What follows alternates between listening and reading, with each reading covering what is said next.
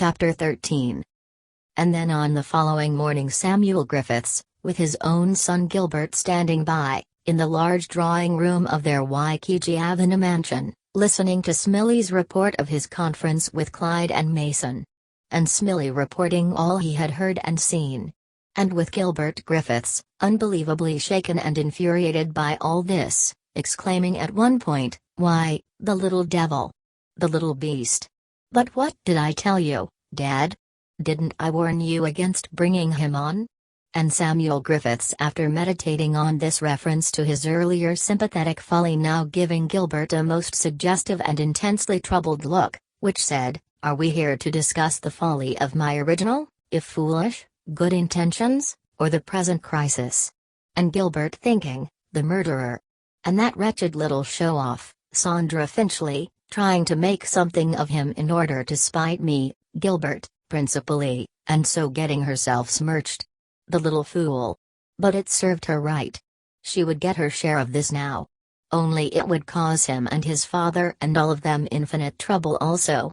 For was this not an ineradicable stain which was likely to defile all, himself, his fiancée, Bella, Myra, his parents, and perhaps cost them their position here in Lycurgus society? The tragedy. Maybe an execution. And in this family.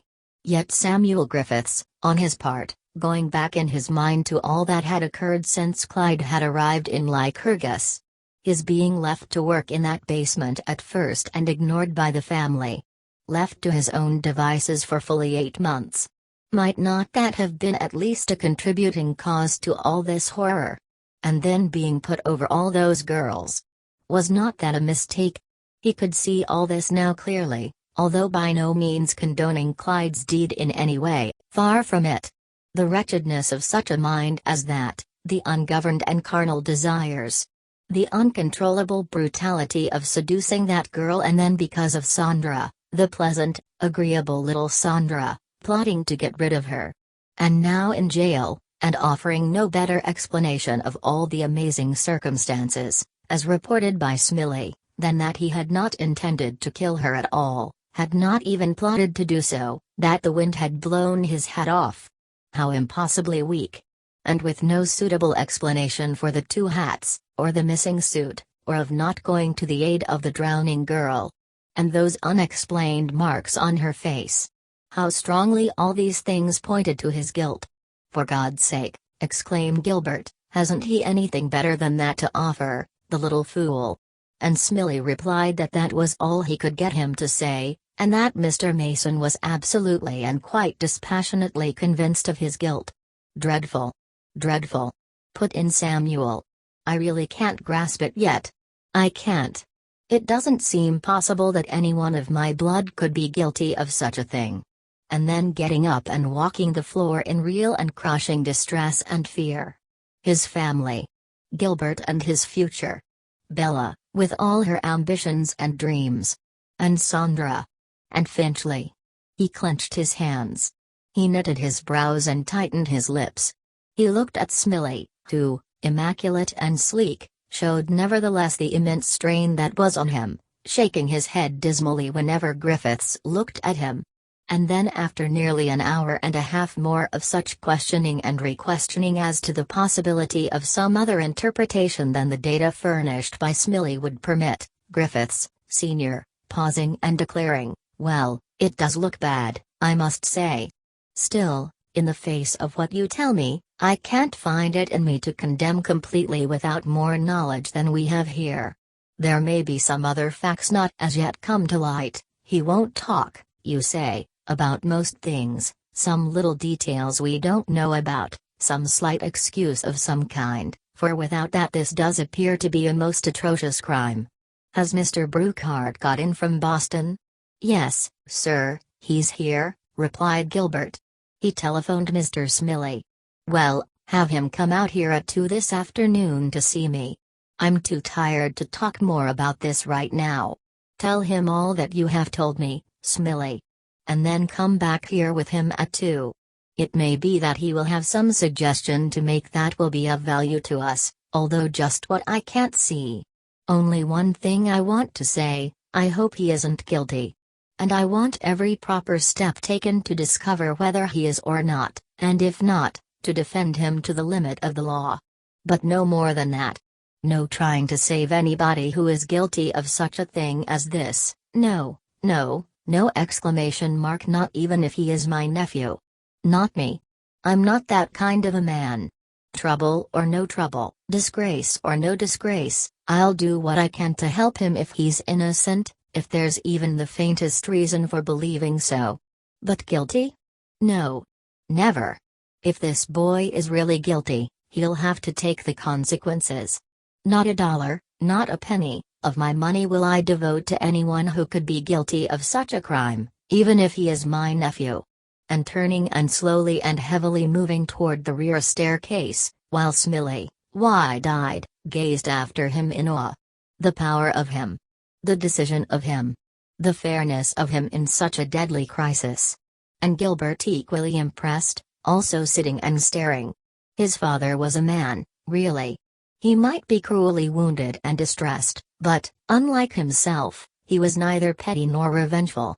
And next Mr. Dara Brookhart, a large, well-dressed, well-fed, ponderous and cautious corporation lawyer, with one eye half concealed by a drooping lid and his stomach rather protuberant, giving one the impression of being mentally if not exactly physically suspended, balloon-wise, in some highly rarefied atmosphere where he was moved easily hither and yon by the lightest breath of previous legal interpretations or decisions of any kind. In the absence of additional facts, the guilt of Clyde, to him, seemed obvious. Or, waiving that, as he saw it after carefully listening to Smiley's recounting of all the suspicious and incriminating circumstances, he would think it very difficult to construct an even partially satisfactory defense, unless there were some facts favoring Clyde which had not thus far appeared.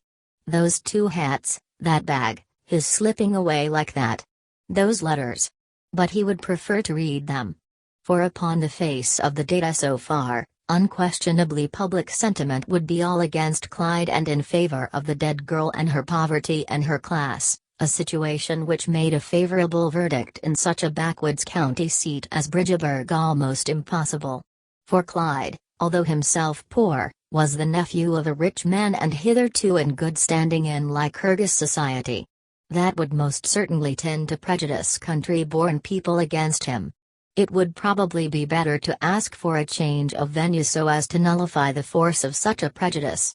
On the other hand, without first sending a trained cross-examiner to Clyde, one, who being about to undertake the defense should be able to extract the facts from him on the plea that on his truthful answers depended his life, he would not be able to say whether there was any hope or not.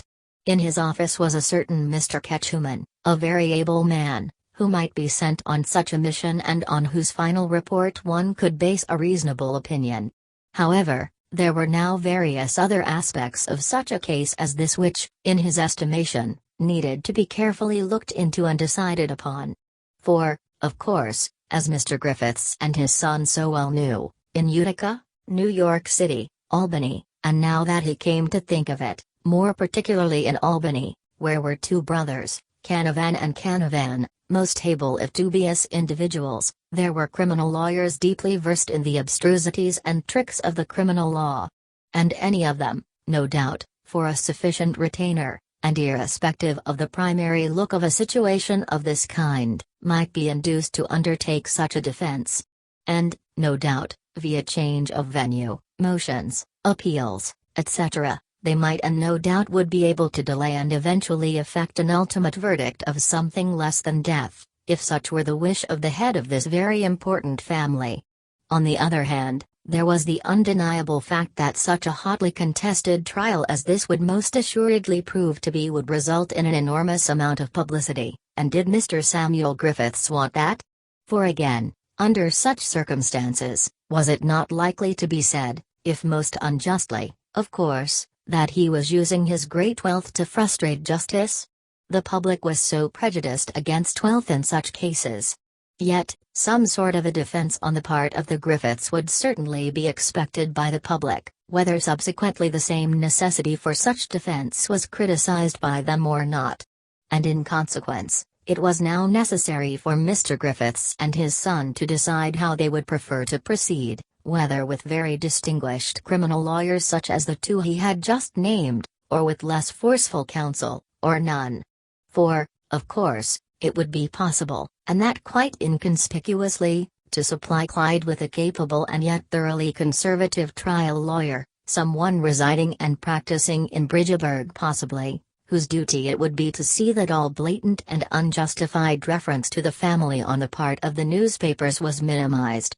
And so, after 3 more hours of conference, it was finally decided by Samuel himself that at once Mr. Brookhart was to dispatch his Mr. Ketchum to Bridgeburg to interview Clyde, and thereafter, whatever his conclusions as to his guilt or innocence, he was to select from the local array of legal talent, for the present, anyhow, such a lawyer as would best represent Clyde fairly.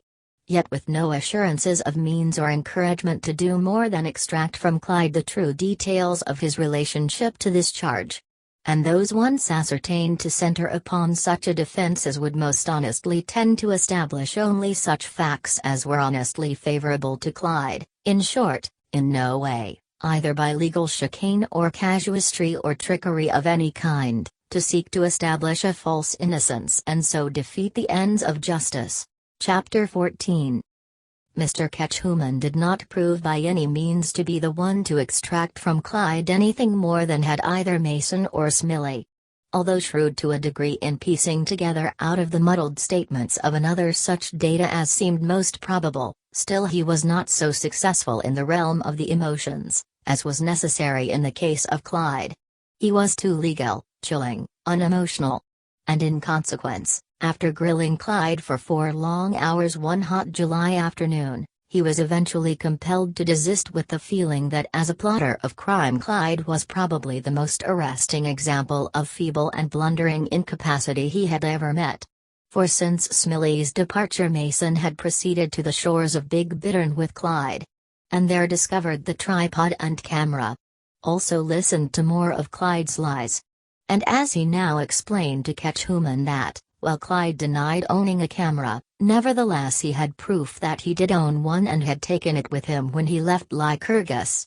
Yet when confronted with this fact by Ketchum, as the latter now noticed, Clyde had nothing to say other than that he had not taken a camera with him and that the tripod found was not the one belonging to any camera of his, a lie which so irritated Ketchum that he decided not to argue with him further. At the same time, however, Brookhart having instructed him that, whatever his personal conclusions in regard to Clyde, a lawyer of sorts was indispensable, the charity, if not the honor, of the Griffiths being this much involved, the Western Griffiths, as Brookhart had already explained to him, having nothing and not being wanted in the case anyhow, he decided that he must find one before leaving. In consequence, and without any knowledge of the local political situation, he proceeded to the office of Ira Kellogg, president of the Cataraqui County National Bank, who, although Ketchum did not know it, was high in the councils of the Democratic organization. And because of his religious and moral views, this same Kellogg was already highly incensed and irritated by the crime of which Clyde was accused. On the other hand, however, because as he well knew this case was likely to pave the way for an additional Republican sweep at the approaching primaries, he was not blind to the fact that some reducing opposition to Mason might not be amiss. Fate seemed too obviously to be favoring the Republican machine in the person of a crime committed by Clyde. For since the discovery of this murder, Mason had been basking in such publicity and even nationwide notoriety as had not befallen any district attorney of this region in years and years. Newspaper correspondents and reporters and illustrators from such distant cities as Buffalo, Rochester, Chicago, New York, and Boston, were already arriving as everybody knew or saw, to either interview or make sketches or take photos of Clyde, Mason, the surviving members of the Alden family, etc., while locally Mason was the recipient of undiluted praise, even the Democratic voters in the county joining with the Republicans in assuring each other that Mason was all right, that he was handling this young murderer in the way that he deserved to be handled, and that neither the wealth of the Griffiths nor of the family of that rich girl whom he appeared to have been trying to capture, was influencing this young tribune of the people in the least. He was a real attorney. He had not allowed any grass to grow under his feet, you bet. Indeed, previous to Ketchum's visit, a coroner's jury had been called, with Mason attending and directing even, the verdict being that the dead girl had come to her death through a plot devised and executed by one Clyde Griffiths, who was then and there in the county jail of Bridgeburg, and that he be held to await the verdict of the county grand jury to whom his crime was soon to be presented. And Mason, through an appeal to the governor, as all now knew, was planning to secure a special sitting of the Supreme Court, which would naturally involve an immediate session of the county grand jury in order to hear the evidence and either indict or discharge Clyde. And now, Ketchum arriving to inquire where he was likely to find a local lawyer of real ability who could be trusted to erect some sort of a defense for Clyde. And immediately, as an offset to all this, there popped into Kellogg's mind the name and reputation of one Honorable Alvin Belknap, of Belknap and Jeffson, of this same city, an individual who had been twice state senator, 3 times Democratic assemblyman from this region, and more recently looked upon by various Democratic politicians as one who would be favored with higher honors as soon as it was possible to arrange an issue which would permit the Democrats to enter into local office. In fact, only 3 years before, in a contest with Mason for the district attorneyship, this same Belknap had run closer to victory than any other candidate on the Democratic ticket. Indeed, so rounded a man was he politically that this year he had been slated for that very county judgeship nomination which Mason had in view. And but for this sudden and most amazing development in connection with Clyde, it had been quite generally assumed that Belknap, once nominated, would be elected. And although Mr. Kellogg did not quite trouble to explain to Ketchum all the complicated details of this very interesting political situation, he did explain that Mr. Belknap was a very exceptional man, almost the ideal one, if one were looking for an opponent to Mason. And with this slight introduction, Kellogg now offered personally to conduct Ketchum to Belknap and Jeffson's office, just across the way in the Bowers block. And then, knocking at Belknap's door, they were admitted by a brisk, medium-sized and most engaging-looking man of about 48, whose gray-blue eyes at once fixed themselves in the mind of Ketchum as the psychic windows of a decidedly shrewd if not altogether masterful and broad-gauge man. For Belknap was inclined to carry himself with an air which all were inclined to respect.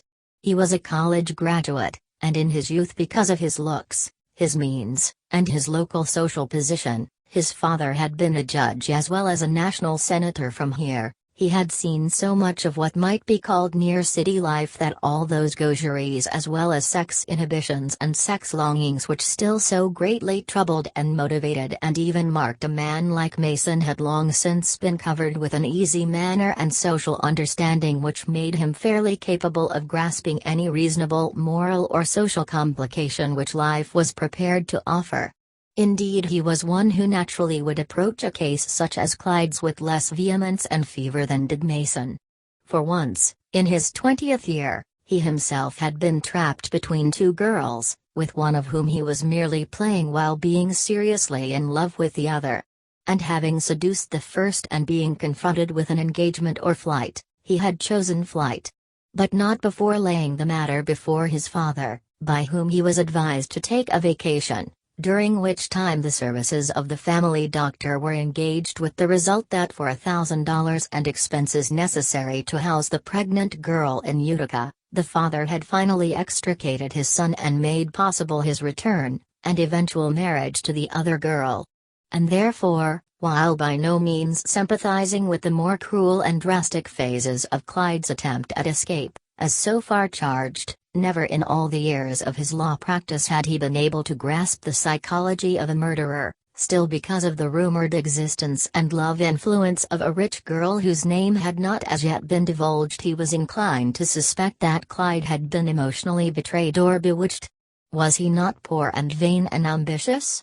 He had heard so, had even been thinking that he, The local political situation being what it was might advantageously to himself, and perhaps most disruptingly to the dreams of Mr. Mason, be able to construct a defense, or at least a series of legal contentions and delays which might make it not so easy for Mr. Mason to walk away with the county judgeship as he imagined.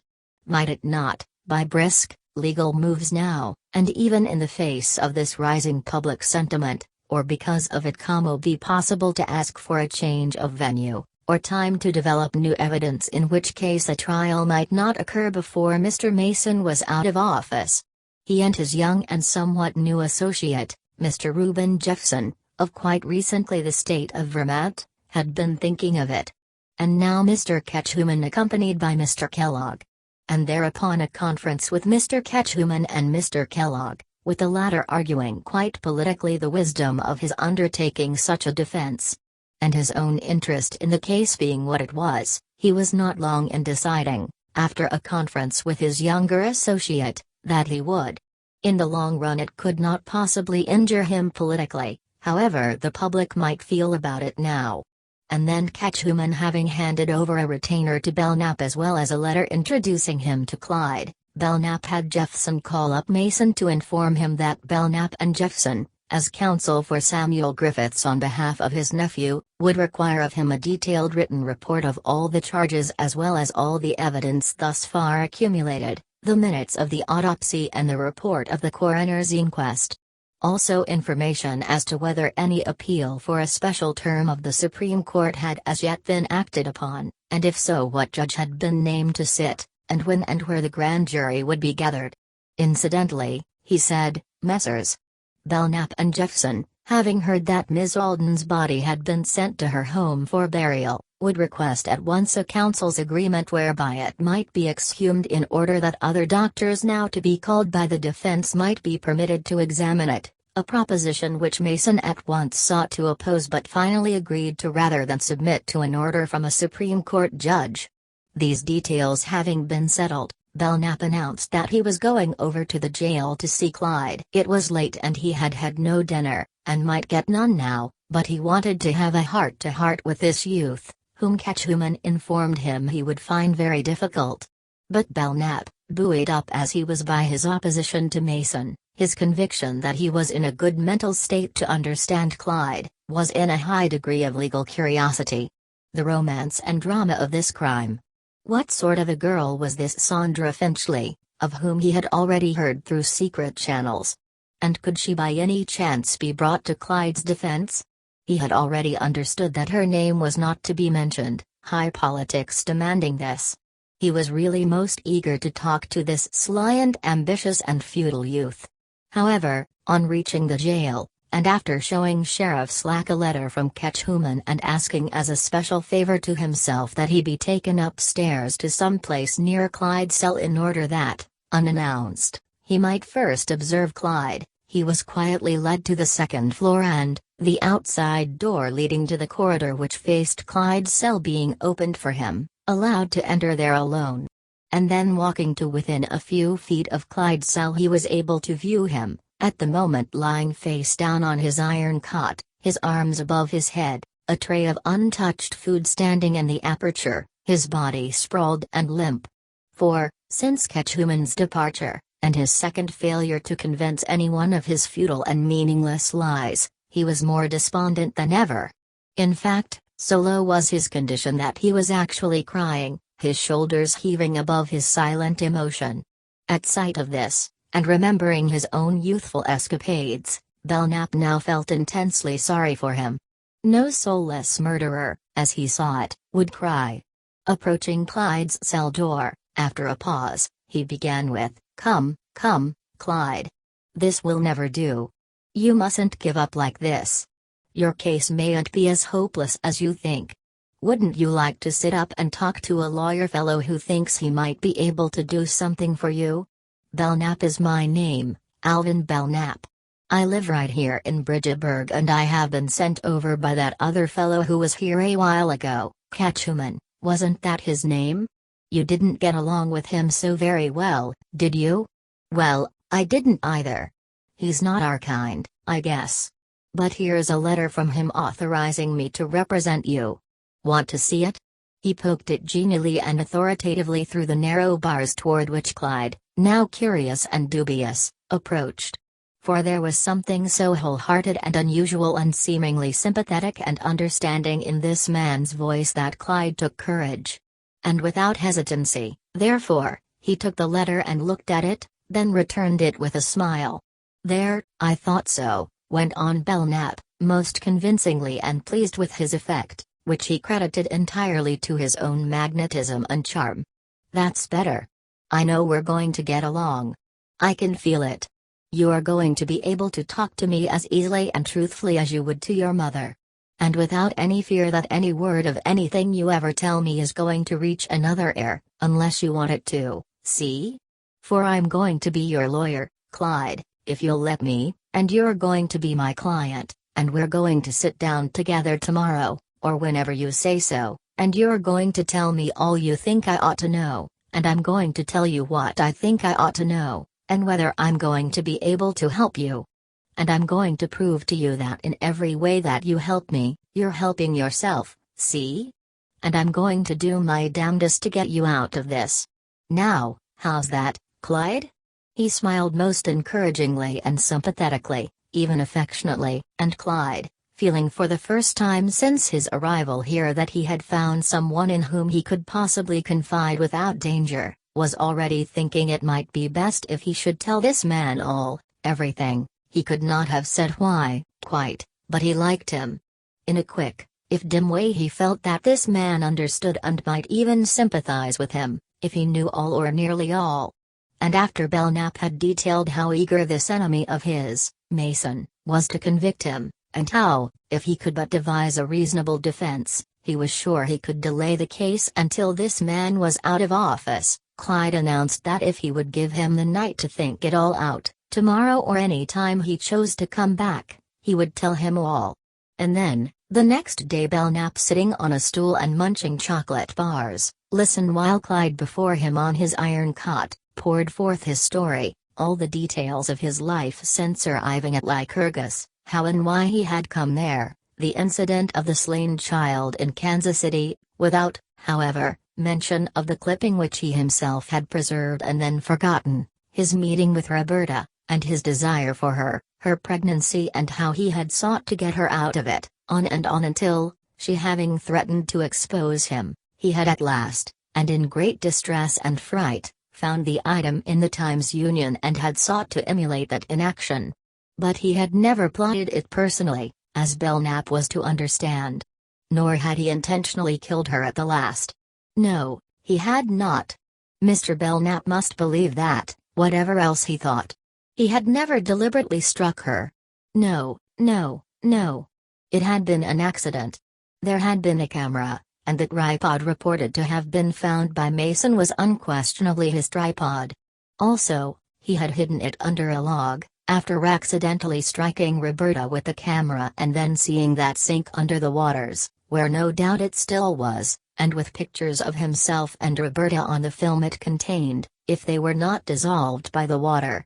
But he had not struck her intentionally. No, he had not. She had approached and he had struck, but not intentionally. The boat had upset. And then as nearly as he could, he described how before that he had seemed to be in a trance almost, because having gone so far he could go no farther. But in the meantime, Belknap, himself finally wearied and confused by this strange story, the impossibility as he now saw it of submitting to, let alone convincing, any ordinary backwoods jury of this region, of the innocence of these dark and bitter plans and deeds, finally in great weariness and uncertainty and mental confusion, even, getting up and placing his hands on Clyde's shoulders, saying, "Well, that'll be enough of this for today, Clyde, I think. I see how you felt and how it all came about, also I see how tired you are, and I'm mighty glad you've been able to give me the straight of this, because I know how hard it's been for you to do it. But I don't want you to talk any more now. There are going to be other days, and I have a few things I want to attend to before I take up some of the minor phases of this with you tomorrow or next day. Just you sleep and rest for the present. You'll need all you can get for the work both of us will have to do a little later. But just now, you're not to worry, because there's no need of it, do you see? I'll get you out of this, or we will, my partner and I. I have a partner that I'm going to bring around here presently. You'll like him, too. But there are one or two things that I want you to think about and stick to, and one of these is that you're not to let anybody frighten you into anything, because either myself or my partner will be around here once a day anyhow, and anything you have to say or want to know you can say or find out from us. Next, you're not to talk to anybody, Mason, the sheriff, these jailers, no one, unless I tell you to. No one, do you hear? And above all things, don't cry anymore. For if you are as innocent as an angel, or as black as the devil himself, the worst thing you can do is to cry before anyone. The public and these jail officers don't understand that, they invariably look upon it as weakness or a confession of guilt. And I don't want them to feel any such thing about you now, and especially when I know that you're really not guilty. I know that now. I believe it. See? So keep a stiff upper lip before Mason and everybody. In fact, from now on I want you to try and laugh a little, or at any rate, smile and pass the time of day with these fellows around here. There's an old saying in law, you know, that the consciousness of innocence makes any man calm. Think and look innocent. Don't sit and brood and look as though you had lost your last friend, because you haven't. I'm here, and so is my partner, Mr. Jeffson. I'll bring him around here in a day or two, and you're to look and act toward him exactly as you have toward me. Trust him, because in legal matters he's even smarter than I am in some ways. And tomorrow I'm going to bring you a couple of books and some magazines and papers, and I want you to read them or look at the pictures. They'll help keep your mind off your troubles. Clyde achieved a rather feeble smile and nodded his head. From now on, I don't know whether you're at all religious, but whether you are or not, they hold services here in the jail on Sundays, and I want you to attend them regularly, that is, if they ask you to. For this is a religious community and I want you to make as good an impression as you can. Never mind what people say or how they look, you do as I tell you. And if this fellow Mason or any of those fellows around here get to pestering you anymore, send me a note. And now I'll be going, so give me a cheerful smile as I go out, and another one as I come in. And don't talk, see? Then shaking Clyde briskly by the shoulders and slapping him on the back, he strode out, actually thinking to himself, but do I really believe that this fellow is as innocent as he says? Would it be possible for a fellow to strike a girl like that and not know that he was doing it intentionally? And then swimming away afterwards, because, as he says, if he went near her he thought he might drown too. Bad. Bad. What 12 men are going to believe that? And that bag, those 2 hats, that missing suit. And yet he swears he didn't intentionally strike her. But what about all that planning, the intent, which is just as bad in the eyes of the law? Is he telling the truth or is he lying even now, perhaps trying to deceive himself as well as me? And that camera, we ought to get hold of that before Mason finds it and introduces it. And that suit. I ought to find that and mention it, maybe, so as to offset the look of its being hidden, say that we had it all the time, send it to Lycurgus to be cleaned. But no, wait a minute, I must think about that. And so on, point by point, while deciding warily that perhaps it would be better not to attempt to use Clyde's story at all, but rather to concoct some other story, this one changed or modified in some way which would make it appear less cruel or legally murderous. Chapter 15. Mr. Reuben Jeffson was decidedly different from Belknap, Catchuman, Mason, Smiley, in fact anyone, thus far, who had seen Clyde or become legally interested in this case. He was young, tall, thin, rugged, brown, cool but not cold spiritually, and with a will and a determination of the tensile strength of steel. And with a mental and legal equipment which for shrewdness and self-interest was not unlike that of a lynx or a ferret. Those shrewd, steel, very light blue eyes in his brown face. The force and curiosity of the long nose. The strength of the hands and the body. He had lost no time. As soon as he discovered there was a possibility of Belknap and Jeffson taking over the defense of Clyde, in going over the minutes of the coroner's inquest as well as the doctor's reports and the letters of Roberta and Sandra.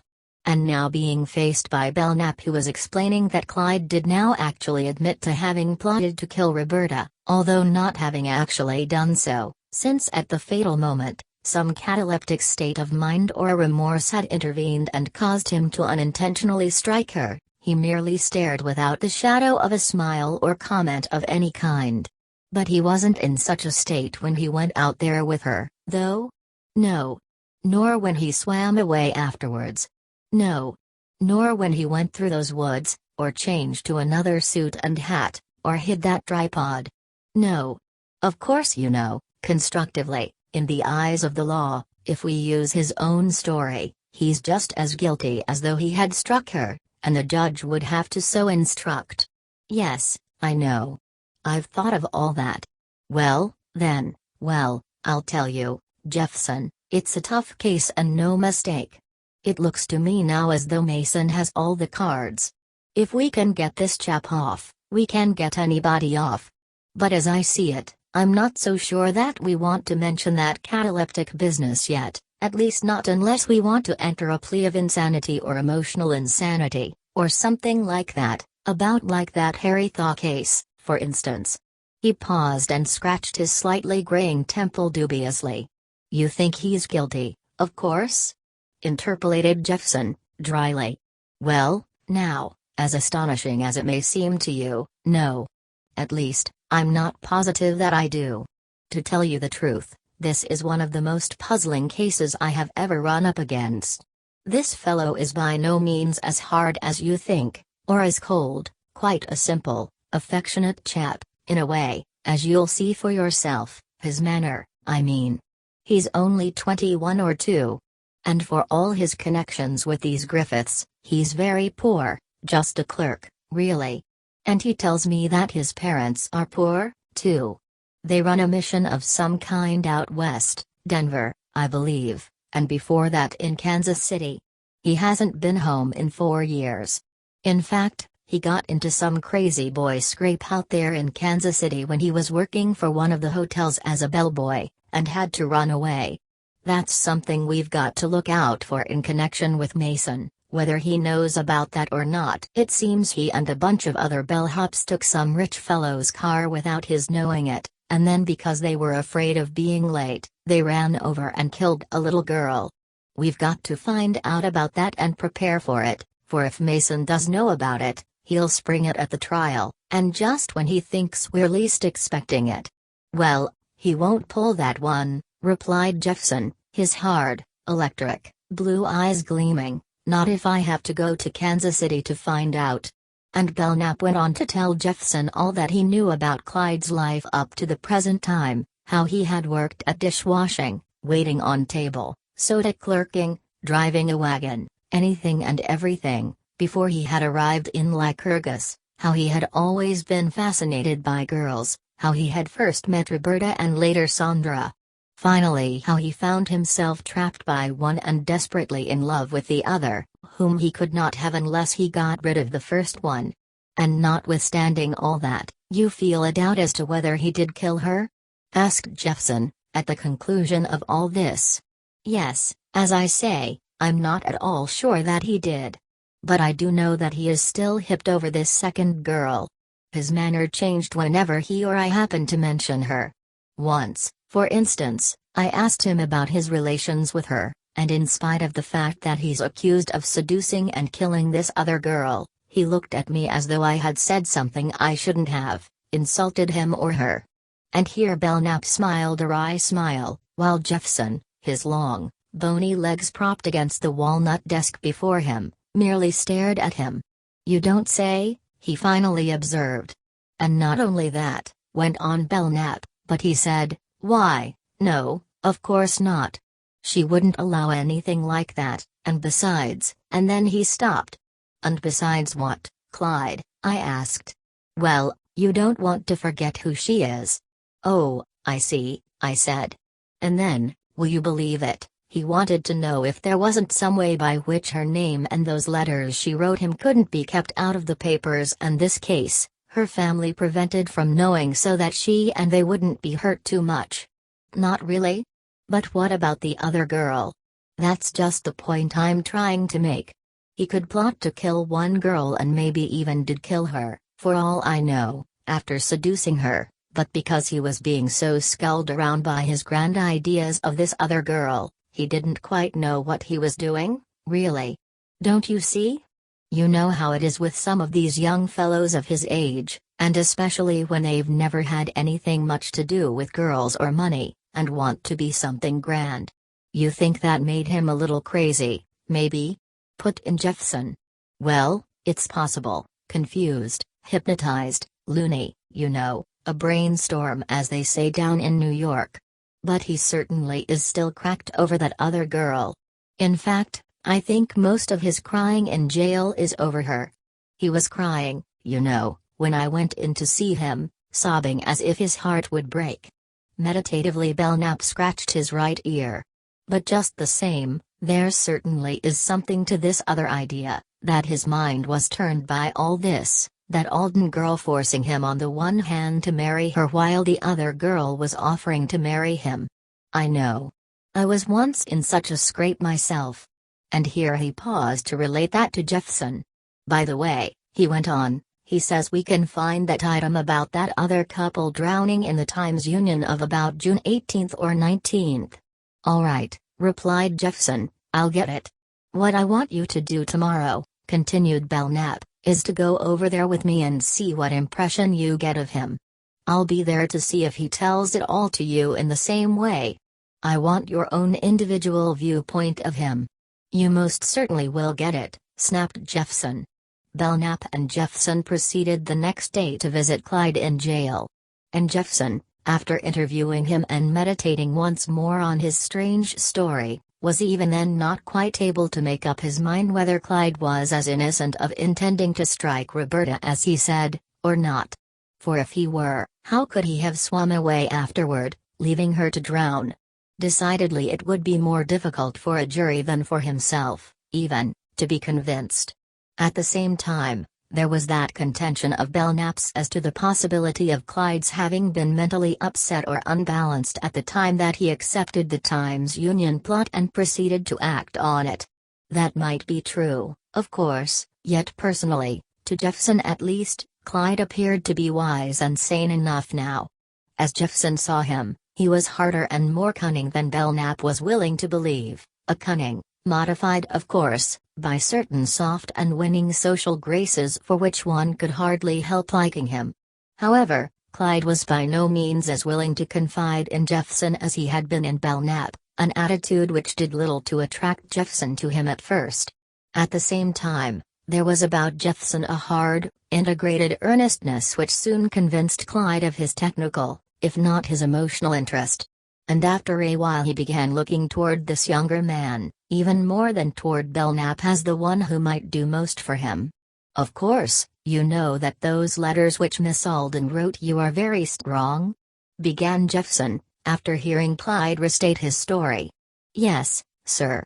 They're very sad to anyone who doesn't know all of the facts, and on that account they are likely to prejudice any jury against you, especially when they're put alongside Miss Finchley's letters.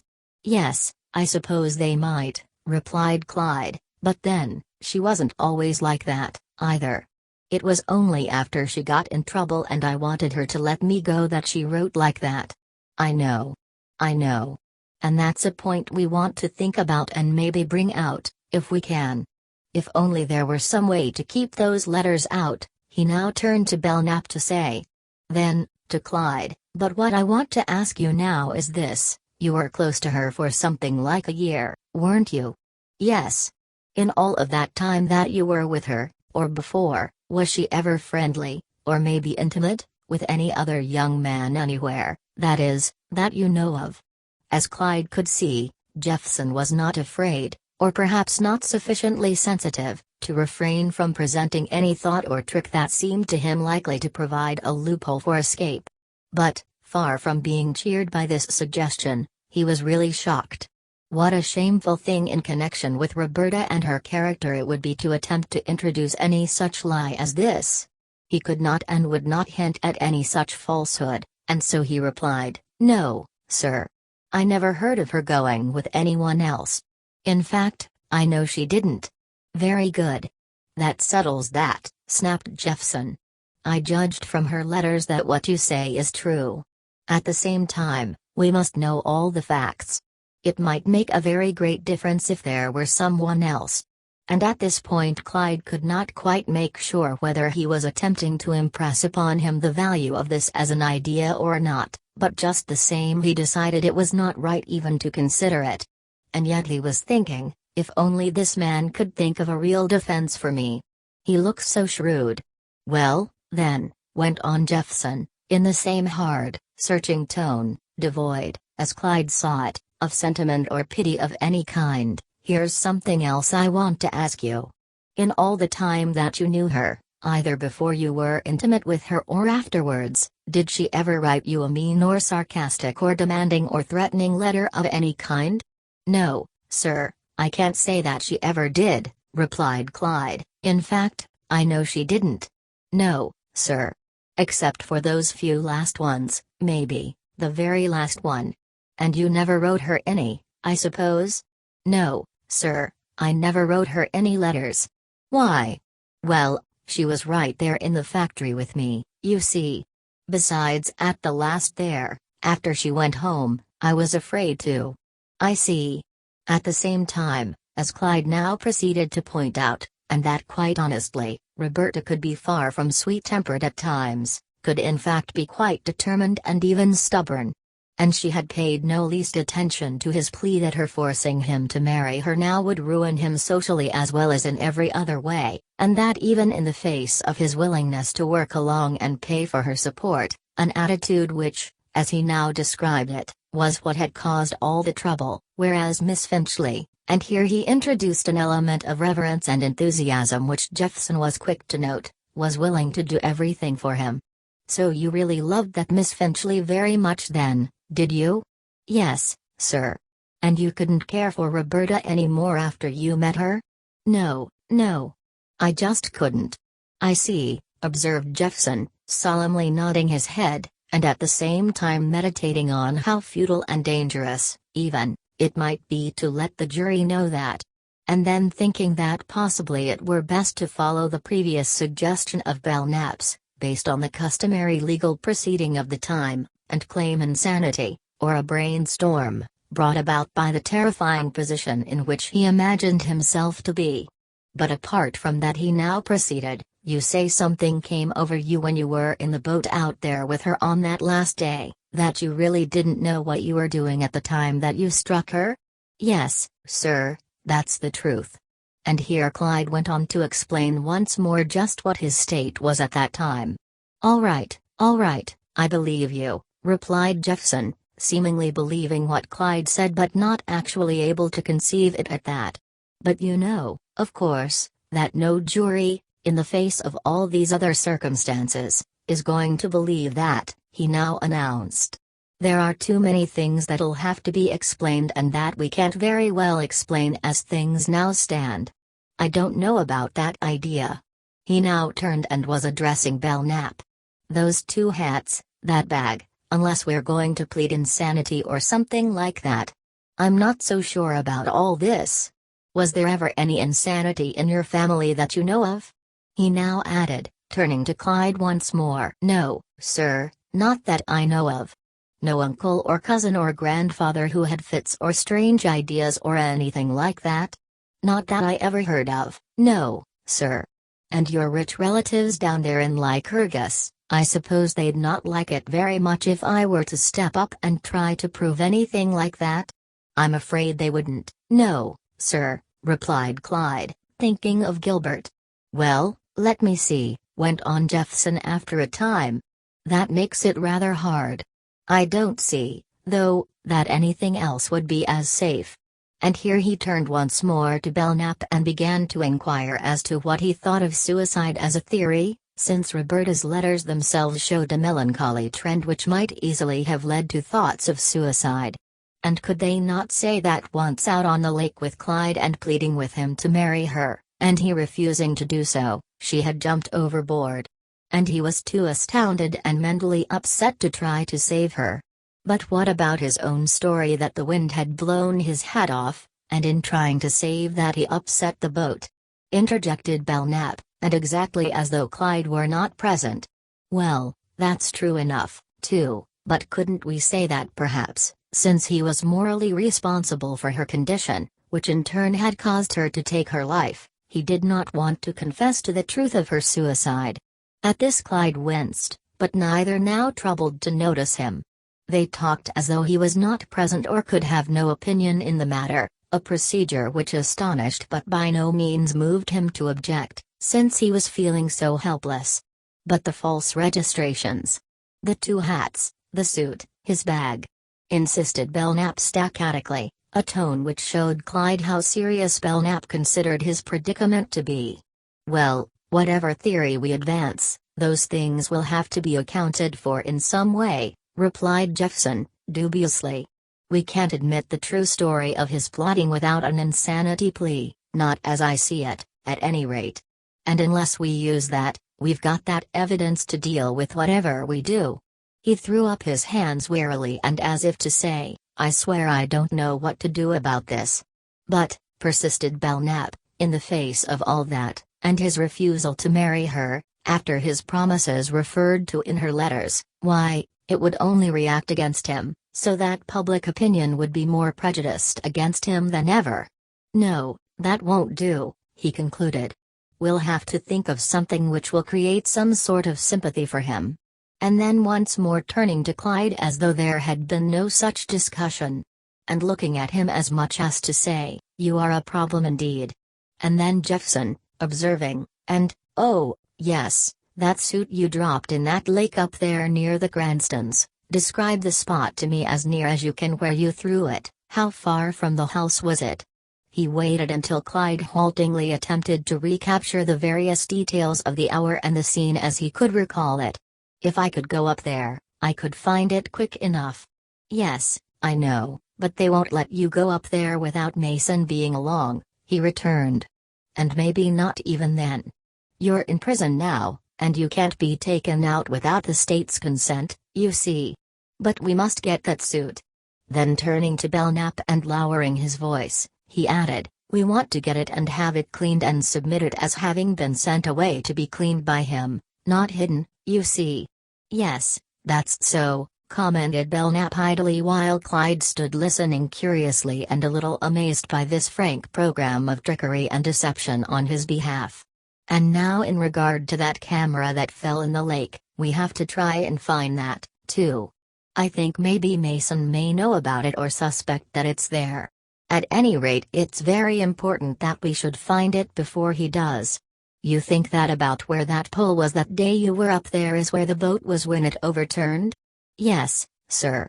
Well, we must see if we can get that, he continued, turning to Belknap.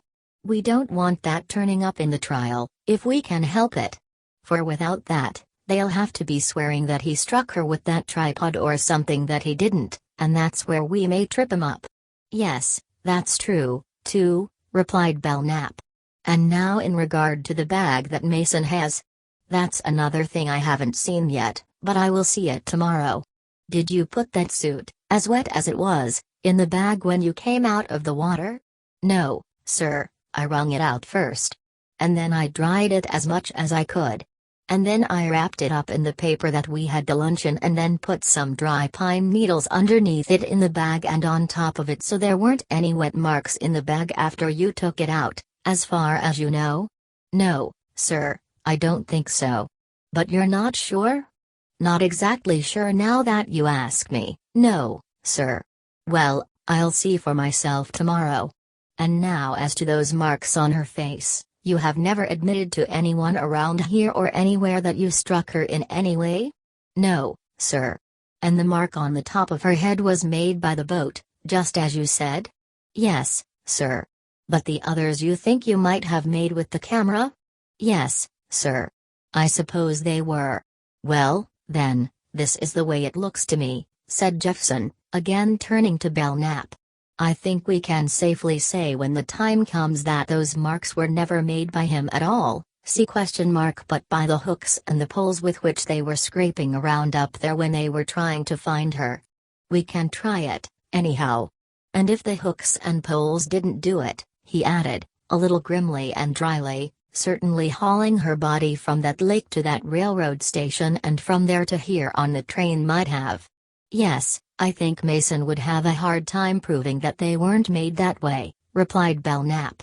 And as for that tripod, well, we'd better exhume the body and make our own measurements, and measure the thickness of the edge of that boat, so that it may not be so easy for Mason to make any use of the tripod now that he has it, after all. Mr. Jeffson's eyes were very small and very clear and very blue, as he said this. His head, as well as his body, had a thin, ferrety look. And it seemed to Clyde, who had been observing and listening to all this with awe, that this younger man might be the one to aid him. He was so shrewd and practical, so very direct and chill and indifferent and yet confidence-inspiring, quite like an uncontrollable machine of a kind which generates power. And when at last these two were ready to go, he was sorry. For with them near him, planning and plotting in regard to himself, he felt so much safer, stronger, more hopeful, more certain of being free, maybe, at some future date. Chapter 16. The result of all this, however, was that it was finally decided that perhaps the easiest and safest defense that could be made, assuming that the Griffiths family of Lycurgus would submit to it, would be that of insanity or brainstorm, a temporary aberration due to love and an illusion of grandeur aroused in Clyde by Sandra Finchley and the threatened disruption by Roberta of all his dreams and plans. But after consultation with Ketchhuman and Dara Brookhart at Lycurgus, and these in turn conferring with Samuel and Gilbert Griffiths, it was determined that this would not do. For to establish insanity or brainstorm would require previous evidence or testimony to the effect that Clyde was of none too sound mind, erratic his whole life long, and with certain specific instances tending to demonstrate how really peculiar he was, relatives, among them the Griffiths of Lycurgus themselves, perhaps, coming on to swear to it, a line of evidence, which, requiring as it would, outright lying and perjury on the part of many as well as reflecting on the Griffiths' blood and brain, was sufficient to alienate both Samuel and Gilbert to the extent that they would have none of it. And so Brookhart was compelled to assure Belknap that this line of defense would have to be abandoned.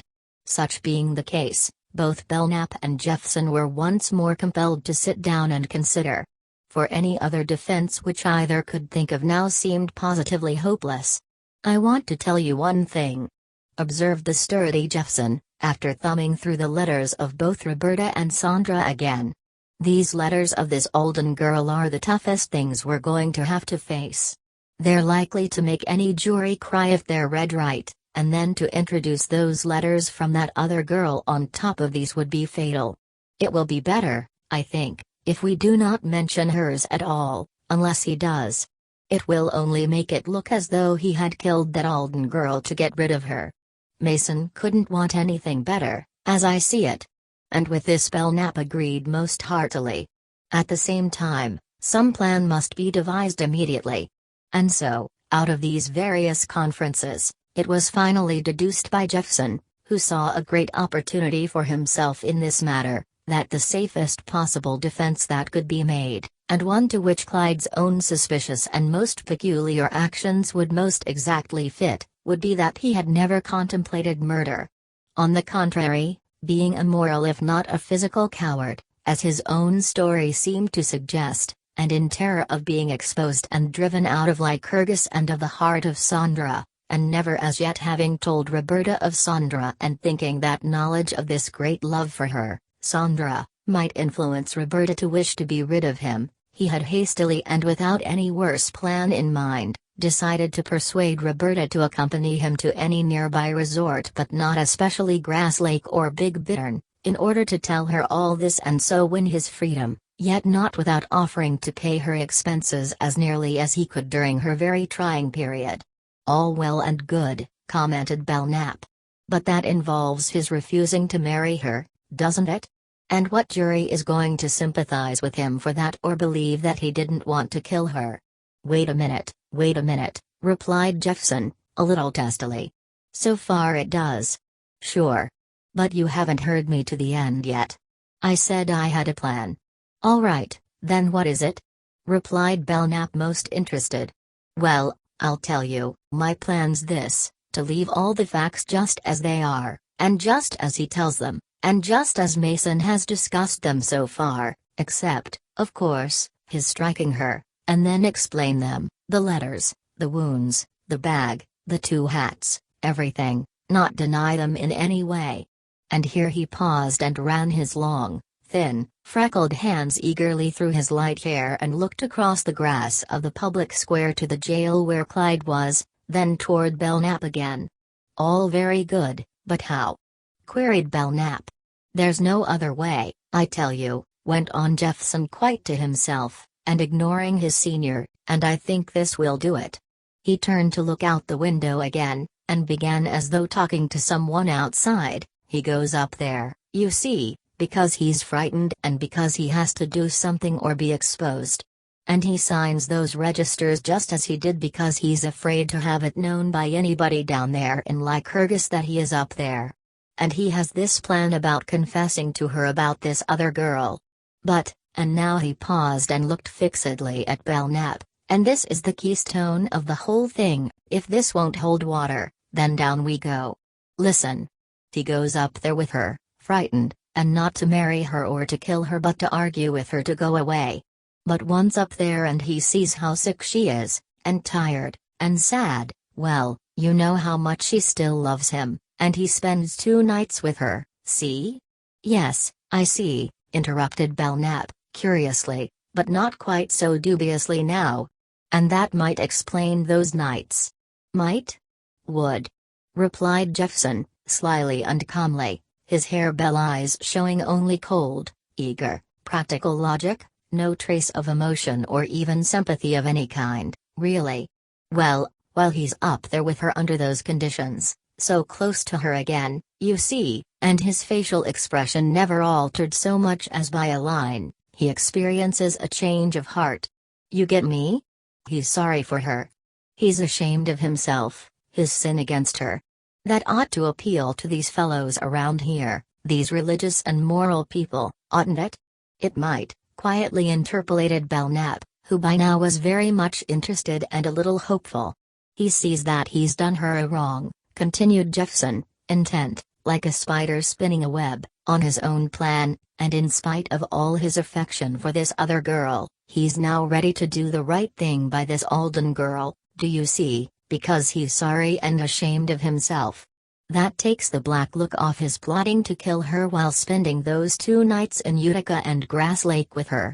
He still loves the other girl, though? Interjected Belknap. Well, sure. He likes her at any rate, has been fascinated by that life down there and sort of taken out of himself, made over into a different person, but now he's ready to marry Roberta, in case, after telling her all about this other girl and his love for her, she still wants him to. I see. But how about the boat now and that bag and his going up to this Finchley girl's place afterwards? Just a minute. Just a minute. I'll tell you about that, continued Jeffson, his blue eyes boring into space like a powerful electric ray. Of course, he goes out in the boat with her, and of course he takes that bag, and of course he signs those registers falsely, and walks away through those woods to that other girl, after Roberta is drowned. But why? Why? Do you want to know why? I'll tell you. He felt sorry for her, see, and he wanted to marry her, or at least he wanted to do the right thing by her at the very last there. Not before, remember, but after he had spent a night with her in Utica and another one in Grass Lake. But once she was drowned, and accidentally, of course, as he says, there was his love for that other girl. He hadn't ceased loving her even though he was willing to sacrifice her in order to do the right thing by Roberta. See? I see.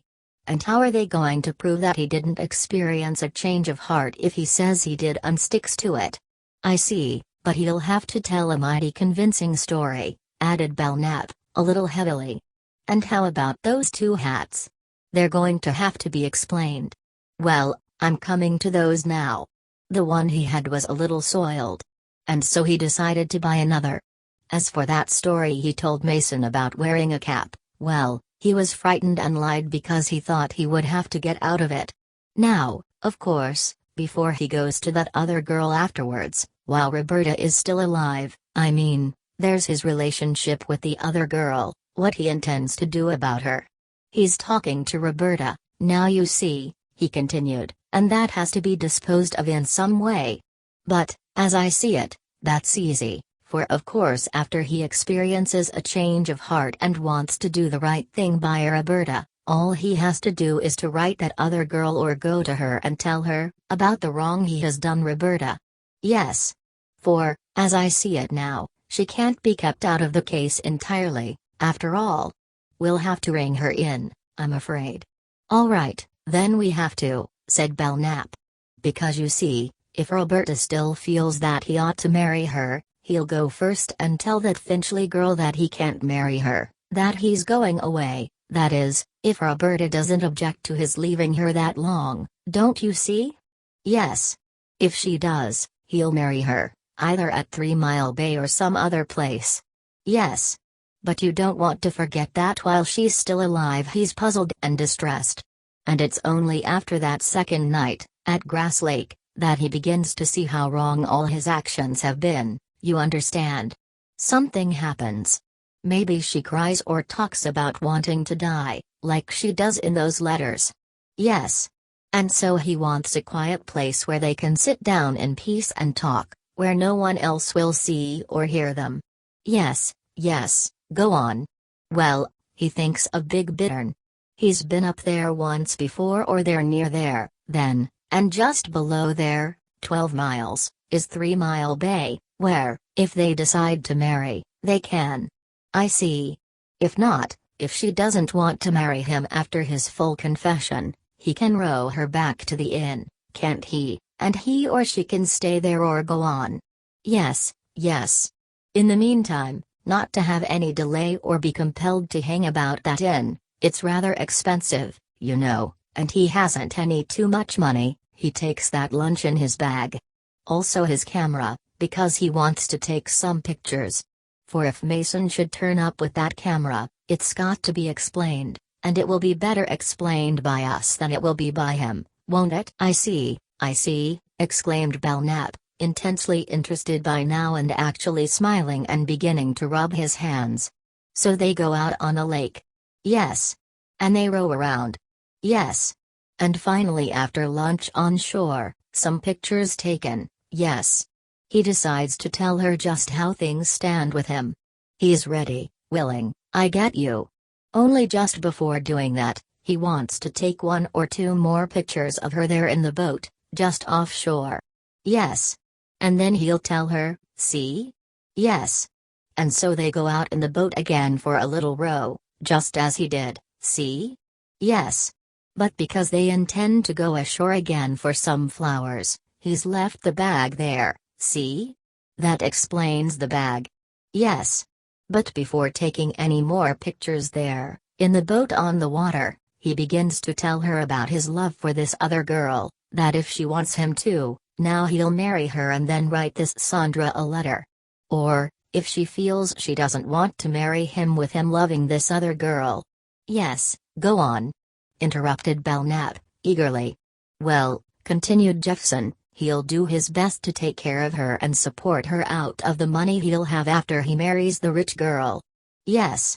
Well, she wants him to marry her and drop this Miss Finchley. I see. And he agrees? Sure. Also she's so grateful that in her excitement, or gratitude, she jumps up to come toward him, you see? Yes. And the boat rocks a little, and he jumps up to help her because he's afraid she's going to fall, see? Yes, I see. Well, now if we wanted to we could have him have that camera of his in his hand or not, just as you think fit. Yes, I see what you're driving at. Well, whether he keeps it in his hand or doesn't, there's some misstep on his part or hers, just as he says, or just the motion of the two bodies, causes the boat to go over, and he strikes her, or not, just as you think fit, but accidentally, of course. Yes, I see, and I'll be damned!" exclaimed Belknap. "Fine, Reuben. Excellent. Wonderful, really. And the boat strikes her too, as well as him, a little, see?" went on Jeffson, paying no attention to this outburst, so interested was he in his own plot, and makes him a little dizzy, too. "I see. And he hears her cries and sees her, but he's a little stunned himself, see? And by the time he's ready to do something, she's gone," concluded Belknap, quietly. "Drowned. I get you. And then, because of all those other suspicious circumstances and false registrations, and because now she's gone and he can't do anything more for her, anyhow, her relatives might not want to know her condition, you know, I see. He slips away, frightened, a moral coward, just as we'll have to contend from the first, anxious to stand well with his uncle and not lose his place in this world. Doesn't that explain it? About as well as anything could explain it, Reuben, I think. In fact, I think it's a plausible explanation and I congratulate you. I don't see how anyone could hope to find a better. If that doesn't get him off, or bring about a disagreement, at least we might get him off with, well, say, 20 years, don't you think?" And very much cheered, he got up, and after eyeing his long, thin associate admiringly, added, "Fine." While Jeffson, his blue eyes for all the world like windless, still pools, looked steadily back. "But of course you know what that means?" Jeffson now added, calmly and softly. "That we have to put him on the witness stand? Surely, surely. I see that well enough. But it's his only chance. And he won't strike people as a very steady or convincing fellow, I'm afraid, too nervous and emotional." "Yes, I know all that," replied Belknap, quickly. "He's easily rattled. And Mason will go after him like a wild bull. But we'll have to coach him as to all this, drill him.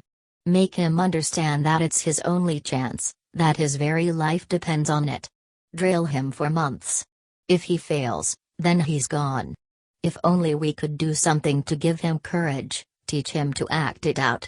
Jeffson's eyes seemed to be gazing directly before him at the very courtroom scene in which Clyde on the stand would have Mason before him.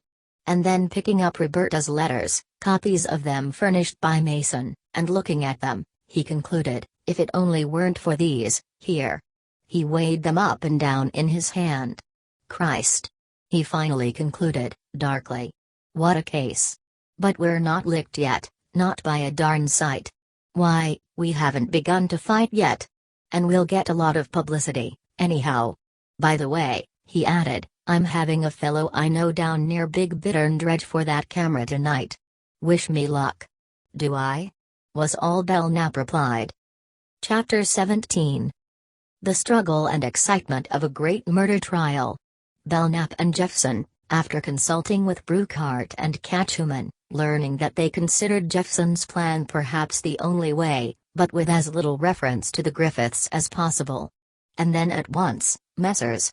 Belknap and Jeffson issuing preliminary statements framed in such a manner as to show their faith in Clyde, presenting him as being, in reality, a much maligned and entirely misunderstood youth, whose intentions and actions toward Miss Alden were as different from those set forth by Mason as white from black.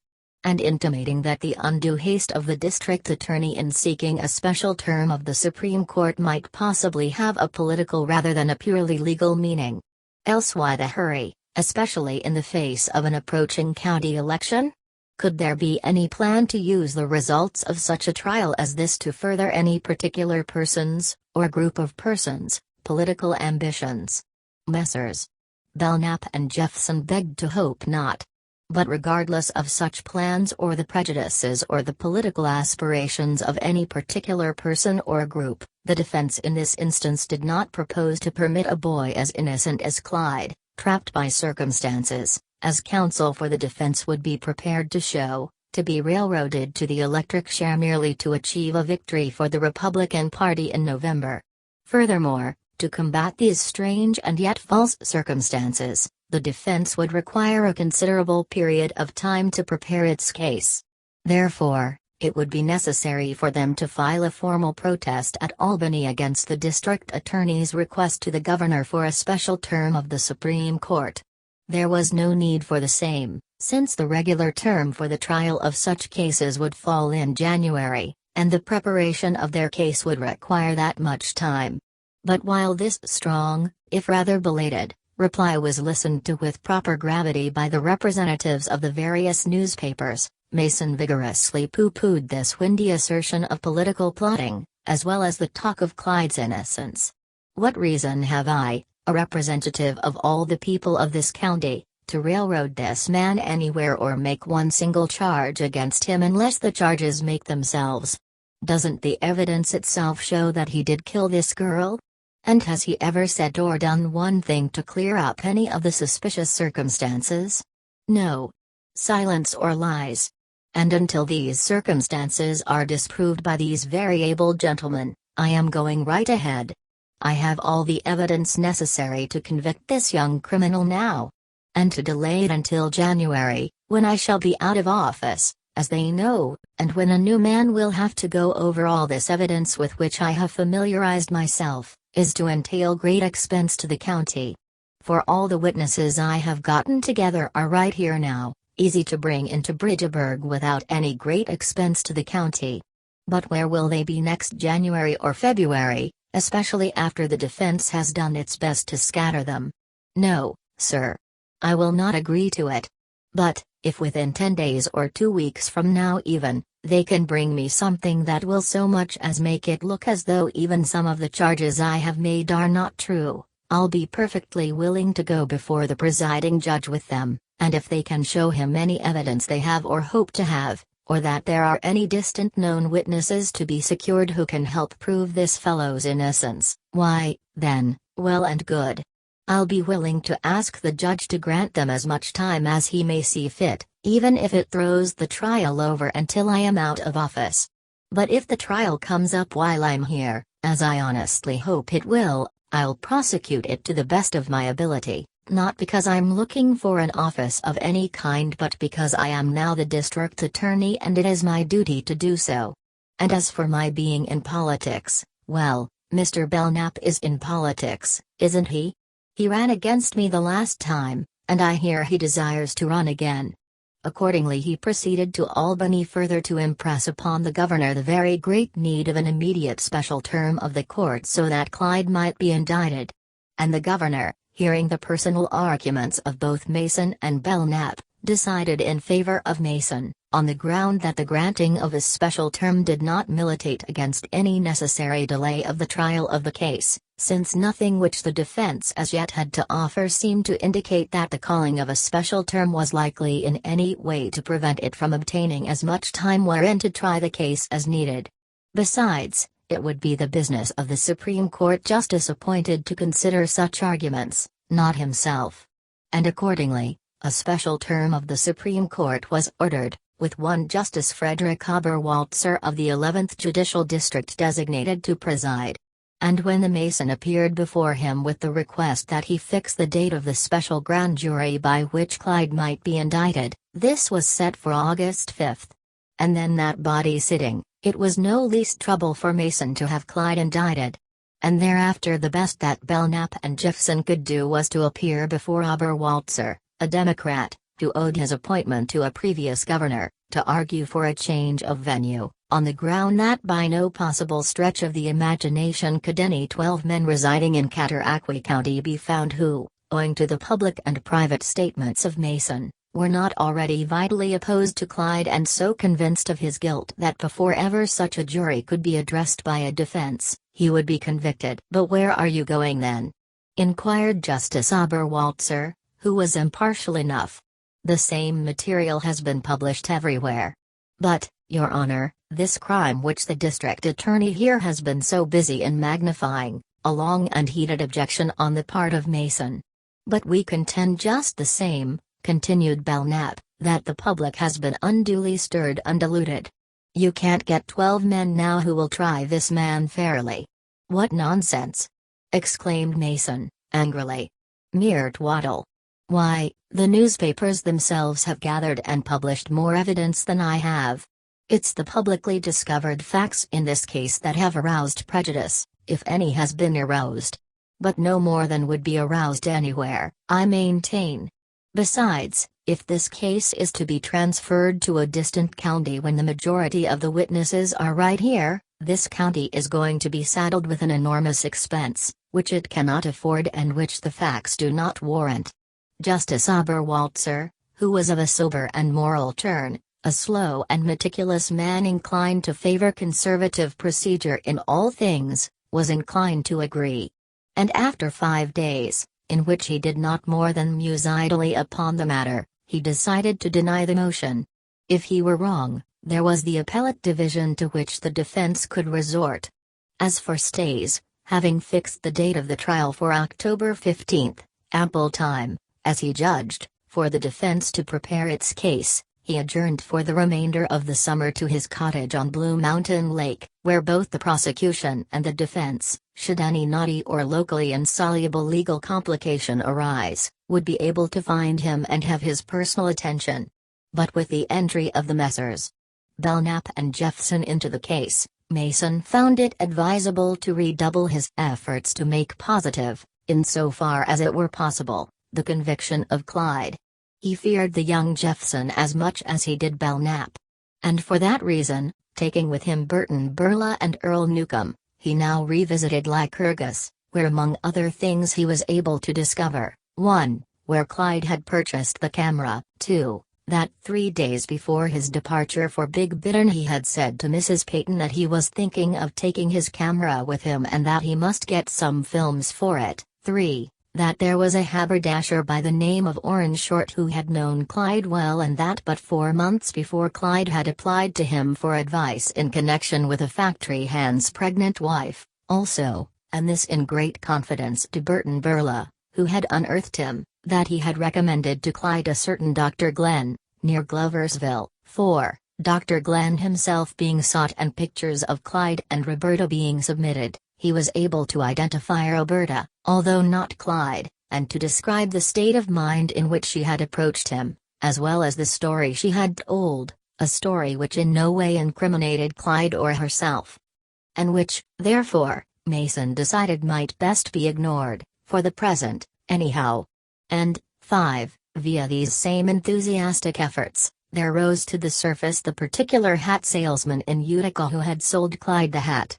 For Burton Burla being interviewed while in Utica, and his picture published along with one of Clyde, this salesman chanced to see it and recalling him at once made haste to communicate with Mason, with the result that his testimony, properly typewritten and sworn to, was carried away by Mason.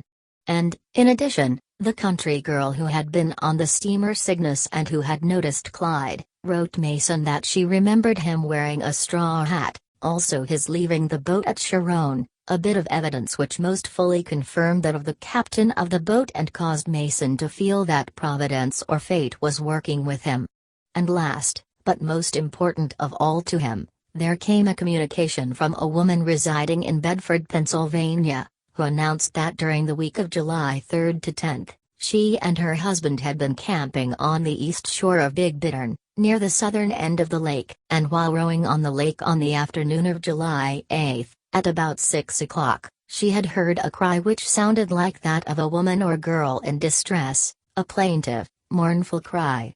It was very faint and had seemed to come from beyond the island which was to the south and west of the bay in which they were fishing. Mason now proposed to remain absolutely silent regarding this information, and that about the camera and films and the data regarding Clyde's offense in Kansas City, until nearer the day of trial, or during the trial itself, when it would be impossible for the defense to attempt either to refute or ameliorate it in any way. As for Belknap and Jeffson, apart from drilling Clyde in the matter of his general denial based on his change of heart once he had arrived at Grass Lake, and the explanation of the 2 hats and the bag, they could not see that there was much to do. True, There was the suit thrown in Fourth Lake near the Cranstons, but after much trolling on the part of a seemingly casual fisherman, that was brought up, cleaned and pressed, and now hung in a locked closet in the Belknap and Jeffson office. Also, there was the camera at Big Bittern, dived for but never found by them, a circumstance which led Jeffson to conclude that Mason must have it, and so caused him to decide that he would refer to it at the earliest possible opportunity at the trial. But as for Clyde striking her with it, even accidentally, well, it was decided at that time at least, to contend that he had not, although after exhuming Roberta's body at Biltz it had been found that the marks on her face, even at this date, did correspond in some degree to the size and shape of the camera.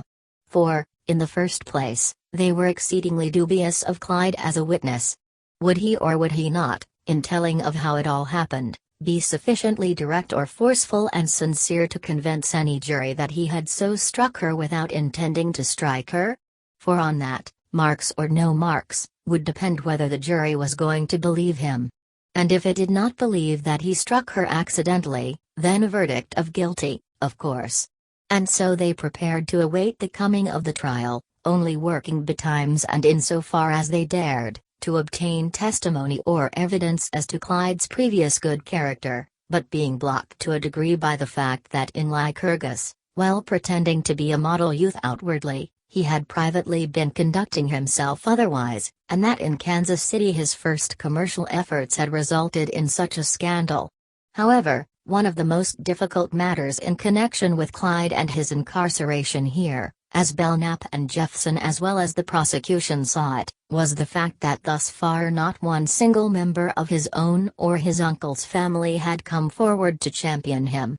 And to no one save Belknap and Jeffson had he admitted where his parents were. Yet would it not be necessary, as both Belknap and Jeffson argued from time to time, if any case at all were to be made out for him, to have his mother or father, or at least a sister or a brother, come forward to say a good word for him? Otherwise, Clyde might appear to be a pariah, one who had been from the first a drifter and a waster and was now purposely being avoided by all who knew him. For this reason, at their conference with Dara Brookhart they had inquired after Clyde's parents and had learned that insofar as the Griffiths of Lycurgus were concerned, there lay a deep objection to bringing on any member of this western branch of the family. There was, as he explained, a great social gap between them, which it would not please the Lycurgus Griffiths to have exploited here.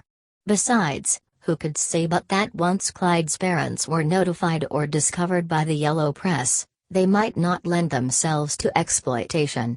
Both Samuel and Gilbert Griffiths, as Brookhart now informed Belknap, had suggested that it was best, if Clyde did not object, to keeping his immediate relatives in the background.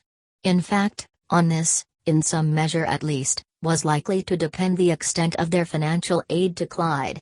Clyde was in accord with this wish of the Griffiths, although no one who talked with him sufficiently or heard him express how sorry he was on his mother's account that all this had happened, could doubt the quality of the blood and emotional tie that held him and his mother together.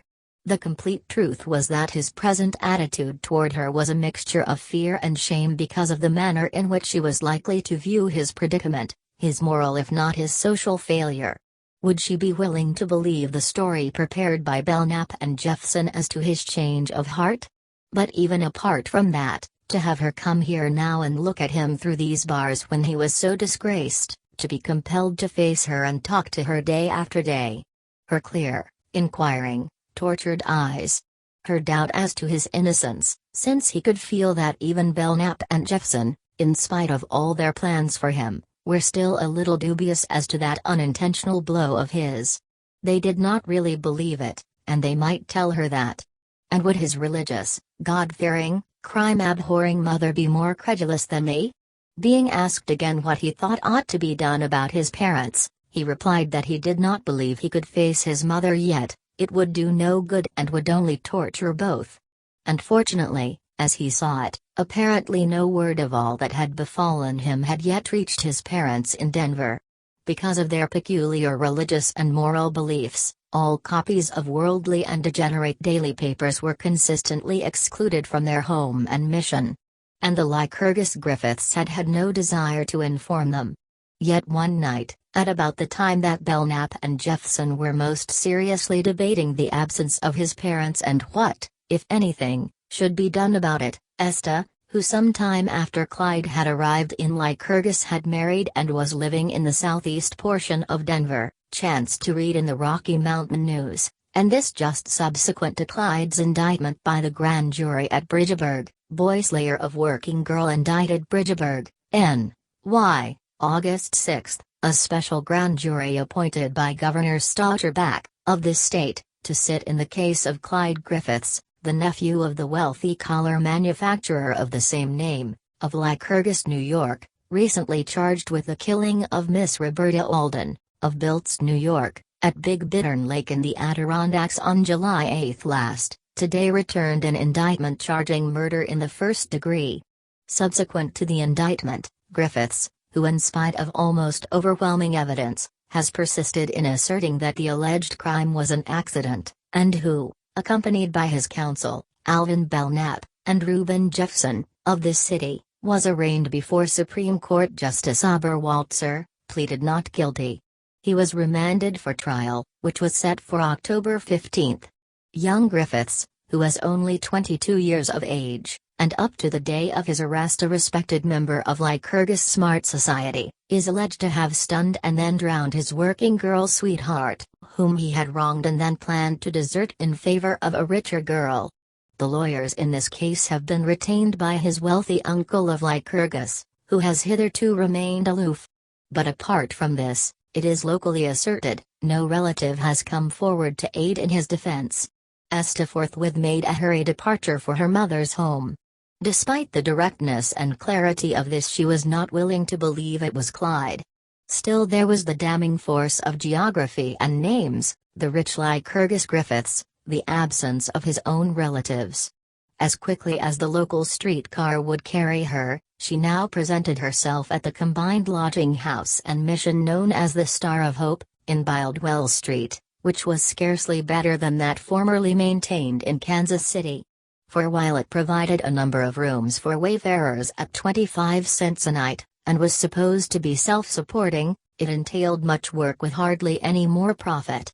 Besides, by now, both Frank and Julia, who long before this had become irked by the drab world in which they found themselves, had earnestly sought to free themselves of it, leaving the burden of the mission work on their father and mother.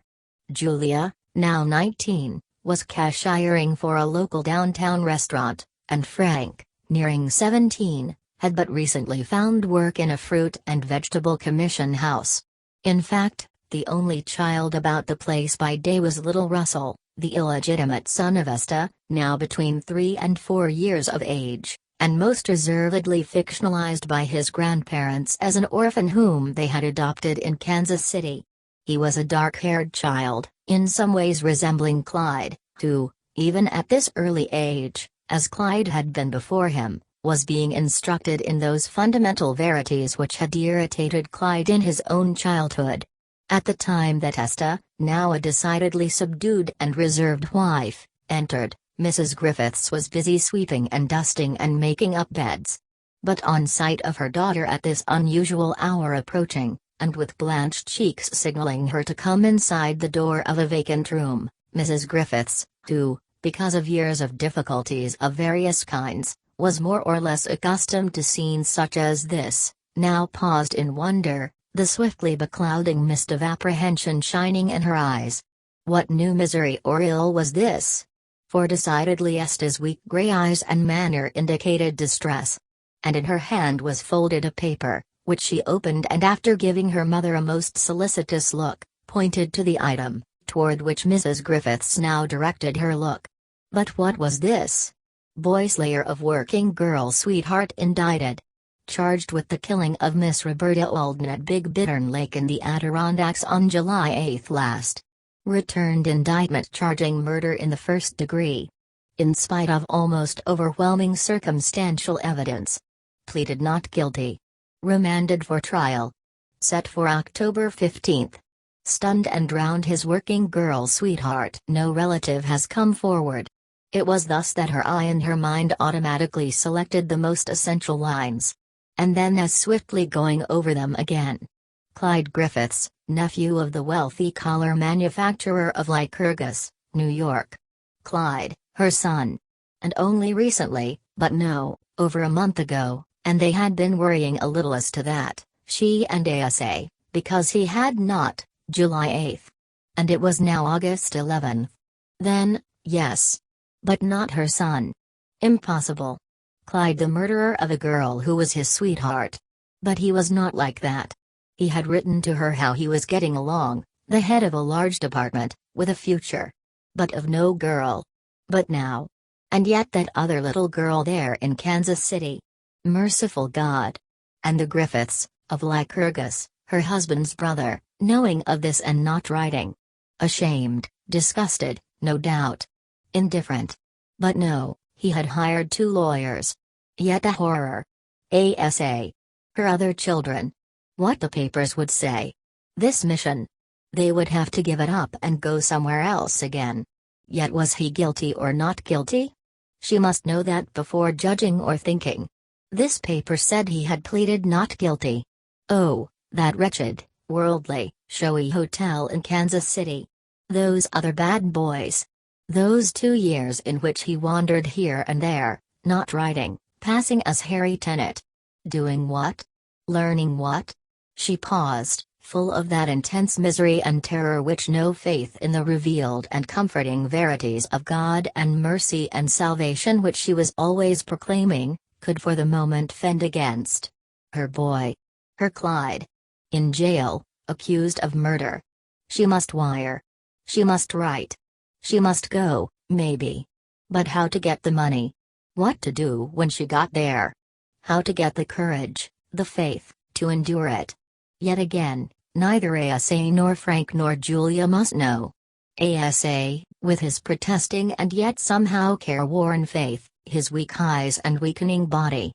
And must Frank and Julia, now just starting out in life, be saddled with this? Marked thus? Merciful God. Would her troubles never end?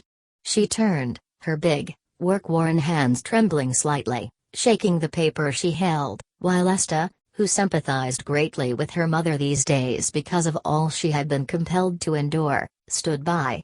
She looked so tired at times, and now to be racked by this.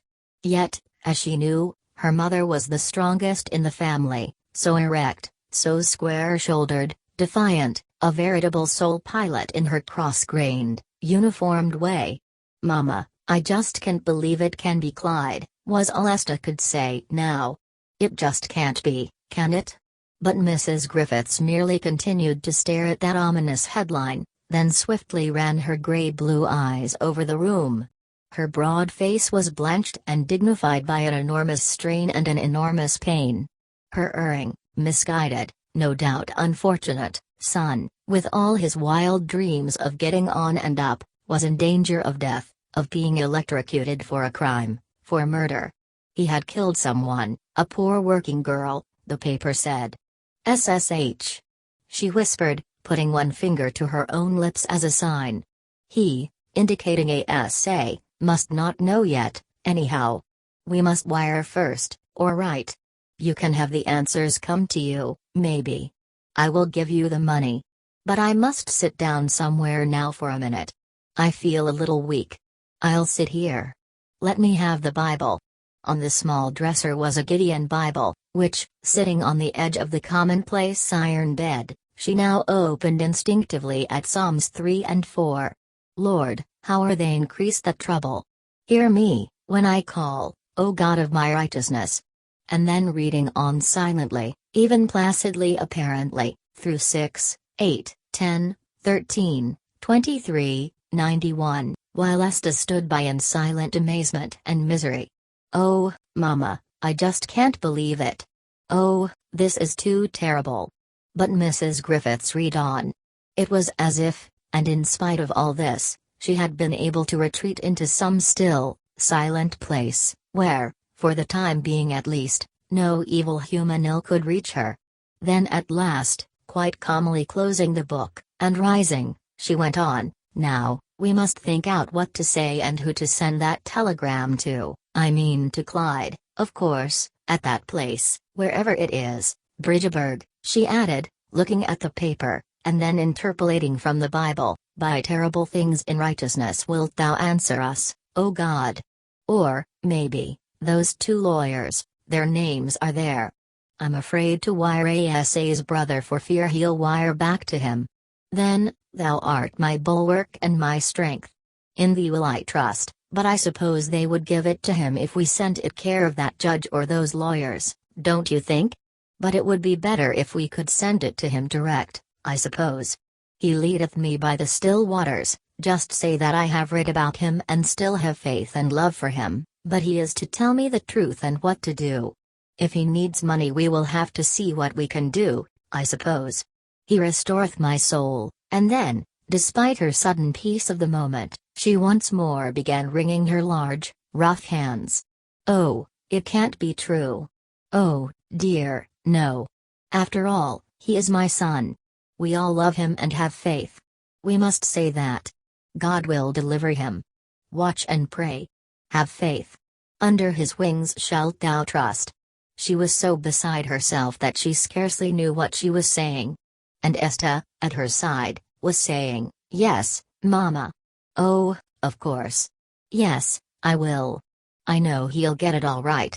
But she, too, was saying to herself, "My God. My God.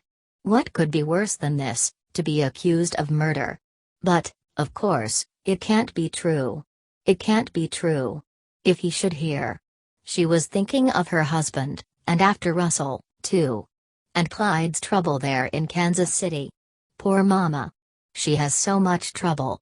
Together, after a time, and avoiding Asa who was in an adjoining room helping with the cleaning, the two made their way to the general mission room below, where was silence and many placards which proclaimed the charity, the wisdom, and the sustaining righteousness of God. Chapter 18. The telegram, worded in the spirit just described, was forthwith dispatched care of Belknap and Jeffson, who immediately counseled Clyde what to reply, that all was well with him, that he had the best of advice and would need no financial aid. Also that until his lawyers advised it, it would be best if no member of the family troubled to appear, since everything that could possibly be done to aid him was already being done. At the same time they wrote Mrs. Griffiths, assuring her of their interest in Clyde and advising her to let matters rest as they were for the present. Despite the fact that the Griffiths were thus restrained from appearing in the East, neither Belknap nor Jeffson were averse to some news of the existence, whereabouts, faith and sympathy of Clyde's most immediate relatives creeping into the newspapers, since the latter were so persistent in referring to his isolation. And in this connection they were aided by the fact that his mother's telegram on being received in Bridgeburg was at once read by individuals who were particularly interested in the case and by them whispered to the public and the press, with the result that in Denver the family was at once sought out and interviewed.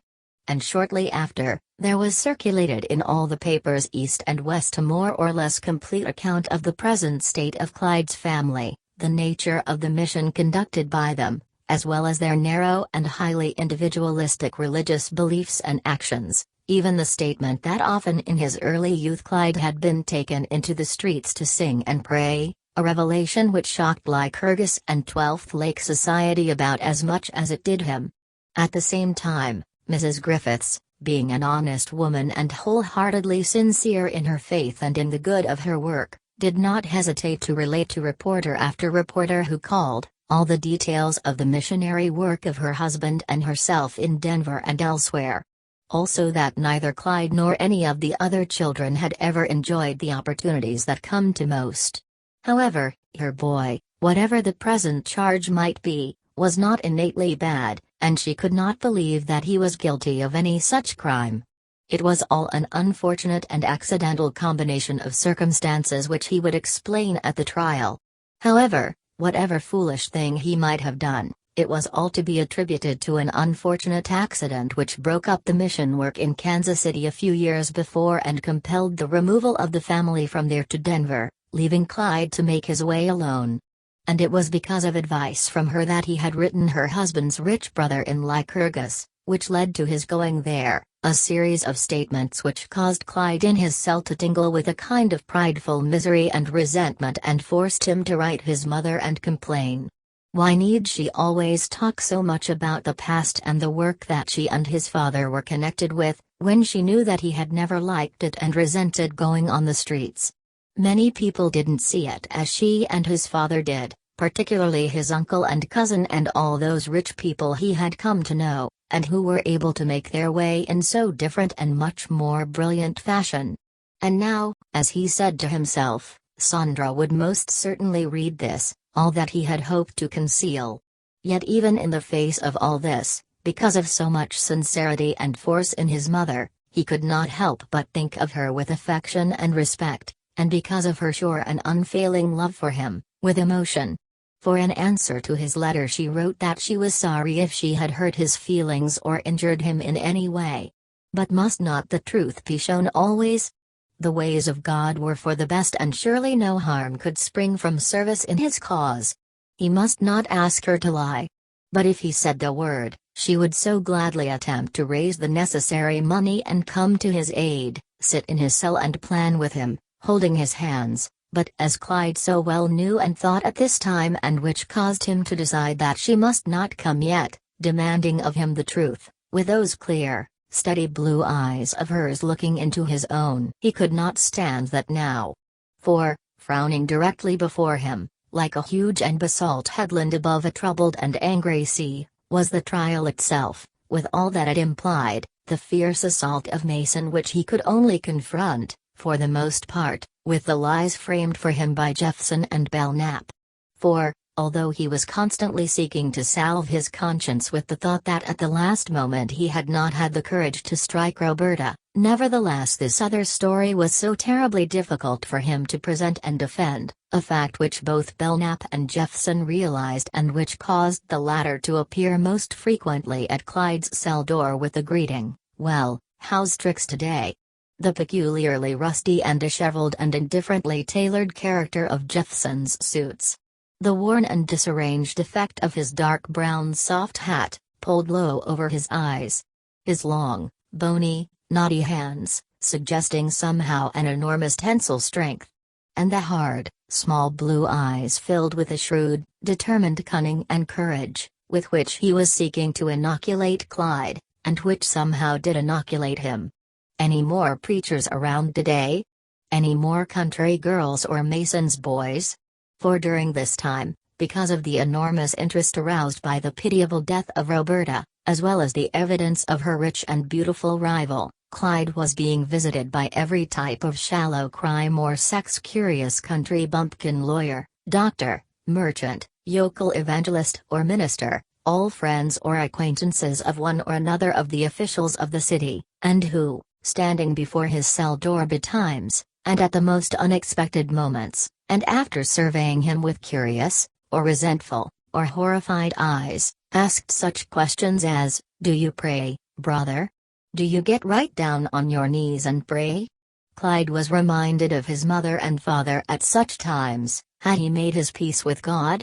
Did he actually deny that he had killed Roberta Alden? In the case of 3 country girls, would you mind telling us the name of the girl you are supposed to be in love with, and where she is now? We won't tell anyone. Will she appear at the trial? Questions which Clyde could do no more than ignore, or if not, answer as equivocally or evasively or indifferently as possible. For although he was inclined to resent them, still was he not being constantly instructed by both Belknap and Jeffson that for the good of his own cause he must try to appear genial and civil and optimistic? Then there came also newspaper men, or women, accompanied by artists or photographers, to interview and make studies of him. But with these, for the most part and on the advice of Belknap and Jeffson, he refused to communicate or said only what he was told to say. "You can talk all you want," suggested Jeffson, genially, "so long as you don't say anything. And the stiff upper lip, you know. And the smile that won't come off, see? Not failing to go over that list, are you?" He had provided Clyde with a long list of possible questions which no doubt would be asked him on the stand and which he was to answer according to answers typewritten beneath them, or to suggest something better.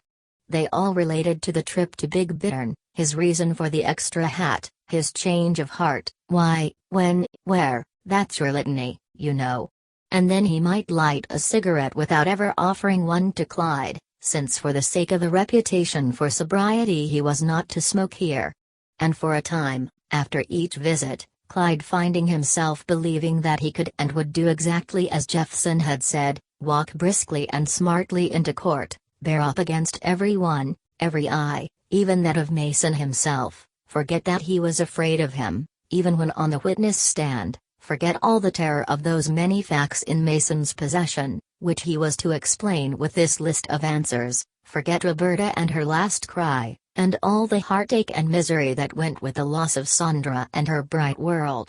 Yet, with the night having once more fallen, or the day dragging on with only the lean and bearded Kraut or the sly and evasive Cecil, or both, hanging about, or coming to the door to say, howdy, or to discuss something that had occurred in town, or to play chess, or checkers, Clyde growing more and more moody and deciding, maybe, that there was no real hope for him after all. For how alone he was, except for his attorneys and mother and brother and sisters. Never a word from Sandra, of course. For along with her recovery to some extent from her original shock and horror, she was now thinking somewhat differently of him, that after all it was for love of her, perhaps, that he had slain Roberta and made himself the pariah and victim that he now was. Yet, because of the immense prejudice and horror expressed by the world, she was by no means able to think of venturing to send him a word. Was he not a murderer? And in addition, that miserable Western family of his, pictured as street preachers, and he, too, or as a singing and praying boy from a mission. Yet occasionally returning in thought, and this quite in spite of herself, to his eager, unreasoning and seemingly consuming enthusiasm for her. How deeply he must have cared to venture upon so deadly a deed, and hence wondering whether at some time, once this case was less violently before the public eye, it might not be possible to communicate with him in some guarded and unsigned way, just to let him know, perhaps, that because of his great love for her she desired him to know that he was not entirely forgotten. Yet as instantly deciding, no, her parents, if they should learn, or guess, or the public, or her one-time associates. Not now, oh, not now at least. Maybe later if he were set free, or convicted, she couldn't tell. Yet suffering heartaches for the most part, as much as she detested and abhorred the horrible crime by which he had sought to win her. And in the interim, Clyde in his cell, walking to and fro, or looking out on the dull square through the heavily barred windows, or reading and rereading the newspapers, or nervously turning the pages of magazines or books furnished by his counsel, or playing chess or checkers, or eating his meals, which, by special arrangement on the part of Belknap and Jeffson, made at the request of his uncle, consisted of better dishes than were usually furnished to the ordinary prisoner. Yet with the iterated and reiterated thought, based on the seemingly irreparable and irreconcilable loss of Sandra, as to whether it was possible for him to go on with this, make this, as he at times saw it, almost useless fight. At times, in the middle of the night or just before dawn, with all the prison silent, dreams, a ghastly picture of all that he most feared and that dispelled every trace of courage and drove him instantly to his feet, his heart pounding wildly, his eyes strained, a cold damp upon his face and hands. That chair, somewhere in the state penitentiary. He had read of it, how men died in it. And then he would walk up and down, thinking how, in case it did not come about as Jeffson felt so sure that it would, in case he was convicted and a new trial refused, then, well, then, might one be able to break out of such a jail as this, maybe, and run away. These old brick walls. How thick were they? But was it possible that with a hammer or a stone, or something that someone might bring him, his brother Frank, or his sister Julia, or Ratterer, or Helland, if only he could get in communication with some one of them and get him or her to bring him something of the kind, if only he could get a saw, to saw those bars. And then run, as he should have in those woods up there that time. But how? And whither?